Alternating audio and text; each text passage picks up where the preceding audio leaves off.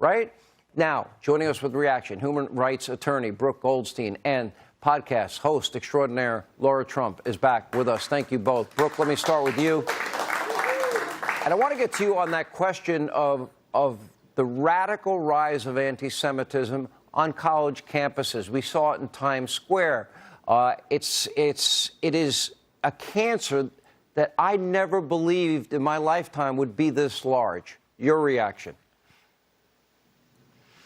Well, I have to say, Sean, again, I want to thank you for raising awareness about this issue, which poses a national security threat to this country. It's not anti-Israel protest. This is anti-Jewish blood libels. And you mentioned earlier people who work for the government who are sympathetic with Hamas. But nothing scares me more than an elected member of Congress, Rashida Tlaib, spreading a modern-day blood libel that Israel shot at a hospital, which has been debunked with video evidence. We have evidence recording of Hamas officials saying that it was a rocket from Palestinian Islamic Jihad, and yet she is going around spreading a blood libel, intentionally inciting violence, intentionally operating as a PR arm of the Hamas terrorist group when Hamas is holding U.S. people, U.S. citizens as hostages. And I want to make an announcement today for your audience. This is breaking news. Lawfare Project lawyers have filed an official complaint with the Office of Congressional Ethics against Rashida Tlaib because the legal community and, of course, the Jewish community will not sit back and just watch this happen.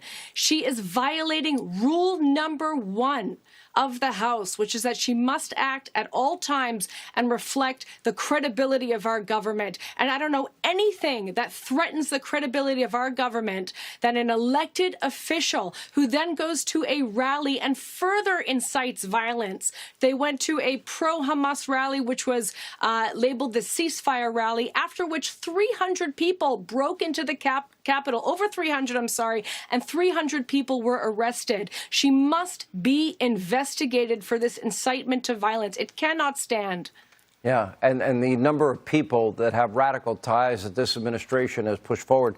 Laura Trump, you know, when your father-in-law was president, and I talked about this earlier, when he was president, something happened in my lifetime I never thought I'd see, and that was an alliance with the U.S., Israel, Egypt, Jordan, Saudi Arabia, and the Emirates, leading up to the Abraham Accords.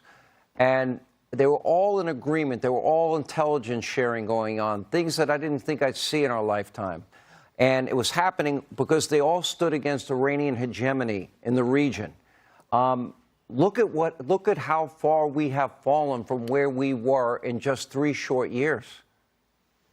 I mean, it's terrifying, Sean. There has been a 180-degree change in everything you see, not just here in America, but now around the world. And it is dangerous, and people are dying. Children are being beheaded. It is horrific to see what has happened. But you have to look at what it was that Donald Trump did. It was peace through strength when he was president of the United States. We know there were no new wars started under his leadership. You just referenced historic peace agreements, the Abraham Accords in the Middle East. People said it could never happen. It happened under Donald Trump. ISIS eradicated, Soleimani dead, meetings with Kim Jong-un to possibly denuclearize the Korean Peninsula. We had a robust, strong military ready to go at a moment's notice. And the truth is, when Donald Trump was president, our enemies knew, don't even dare try it, because if you mess with America, if you mess with our allies, there will be hell to pay. The truth now is that it doesn't matter, Sean, whether you're a Republican or a Democrat.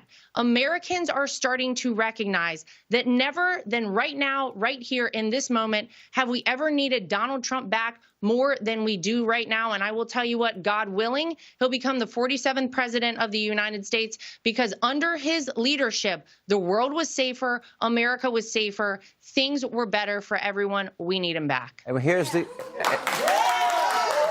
interesting part of this, is the trials based on 4-year-old information is going to take place during an election year in venues that are not friendly to him, and where you'd have a better shot at fairness in an appeals court, that happens after the election. 15 seconds, Laura. Imagine that. They are doing everything possible to stop this one man because they know that when Donald Trump gets a second crack at things in the White House, the gloves are off. He's doing it for America. He's taking down the swamp. They're terrified of him, but that's exactly why he's going to win. Laura, Brooke, thank you. More Hannity straight ahead.